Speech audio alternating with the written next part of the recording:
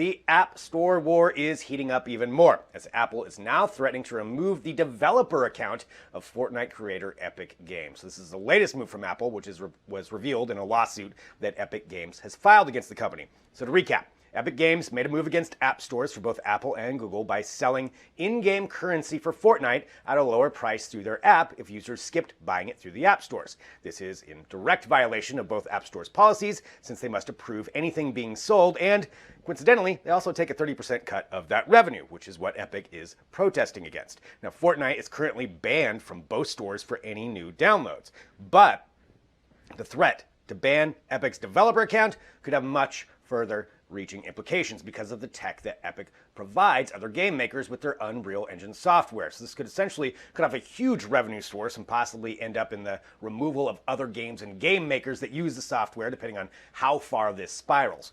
Epic is asking a federal court to block the move to suspend the developer account and asking that Fortnite be reinstated by August 28th, saying that while the lawsuit is still working through the courts, that Apple shouldn't be able to block their apps. Epic is also seeking a coalition, with reports that they have approached Spotify and Sonos at least to join them in a public stance against the company, since both of them have also been very critical of Apple's policies. So far, we don't have any word that these other companies have officially joined on in any way, but this is clearly far from over. You can read more about it at digitaltrends.com, and for an in-depth analysis, check out our podcast, Trends with Benefits. A recently released document that was obtained by Motherboard shows that the Secret Service purchased phone location data from a third party, which would allow them to skip the need for a warrant to track someone. So here's what happened.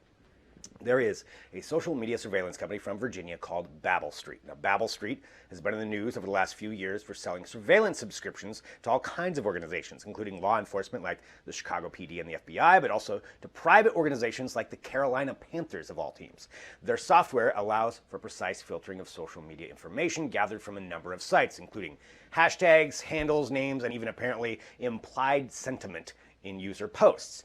Now, they also have a program called Locate X, which compiles anonymous phone data. And this is what the Secret Service purchased a subscription to. So all of our phones put out anonymous pings showing location as they ping a cell tower. This is anonymous because it doesn't contain user data. But if one were to obtain a map of pings in a certain area at a certain time, and they were to follow those pings of those devices as they left an area, say until they got home, then all of a sudden that phone's data isn't anonymous anymore because you've got an address and probably a name to go with it. Usually this kind of thing would require law enforcement to get a warrant, but if they can buy it on the third market, reportedly for around $36,000 in 2017, then they can get around it.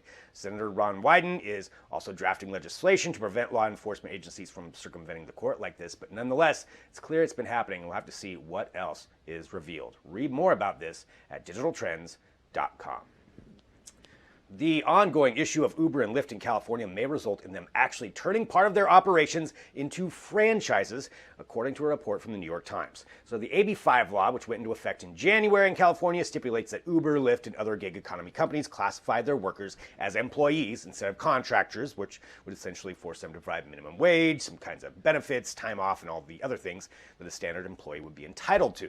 Now, Uber and Lyft have used various defenses against the bill, stating that the drivers want the freedom to work when they want, and using the argument that the companies themselves are merely tech providers. To that end, they've apparently been looking at scenarios in which they could license their software, basically meaning use of the apps, to fleet operators who would then in turn be responsible for their drivers. So it's something they already do in Germany, where laws have already required them to operate like that to some extent, but in the US, it could lead to some unintended consequences. It may satisfy the AB5 statute, but there also aren't a lot of fleet operators that are big enough left, like say, taxi services, which they largely put out of business to some extent, that can handle that amount of riders. So it also probably mean fare increases for everyone, more third-party regulation of drivers, which is a big concern because that's a little bit less regulation, or it's depending on other people.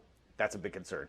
Franchising is just one possibility, though, that they could go for. They may simply leave California altogether, as they've threatened, so it's definitely a rapidly evolving story. Read more about it at digitaltrends.com. All right, some updates are on the way for Tesla owners, according to Elon Musk, and they include goat sounds. So more on that in a minute. As per typical Elon Musk fashion, he took to Twitter a couple of days ago to answer questions and make some announcements about software updates for Tesla owners. One of the updates touted was for pothole detection.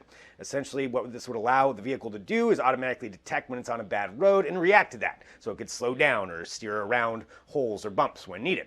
And there's the addition of two-factor authentication for access to the vehicles themselves.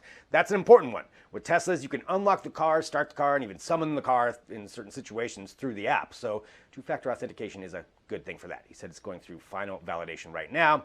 And getting back to this, there is the goat horn. So Teslas do have various sounds you can make for the inside of the car, but according to Musk, they only recently got an outside speaker. So newer vehicles, they can send updates to create sounds and unique horns for them, one of which will apparently be the sound of goats. This will also help them comply with future laws for electric vehicles, which would require them to emit sound since they're so quiet. And he stated that one of those could be the coconut sound from Monty Python, so that could be on the way as well. Either way, a goat horn will definitely get your attention. You can read more about it at digitaltrends.com.